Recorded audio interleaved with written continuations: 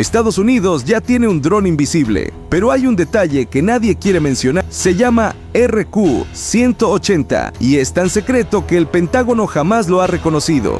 No hace ruido, no deja sombras y vuela más alto que cualquier caza enemigo. Se cree que puede espiar y atacar sin ser detectado jamás. Su forma recuerda a una sombra flotando en el cielo. Pero lo más escalofriante, se rumorea que ya ha operado en zonas de guerra reales y nadie lo notó hasta después. Un dron que no ves hasta que ya es demasiado tarde. Dime qué opinas, dale like y suscríbete para más contenido.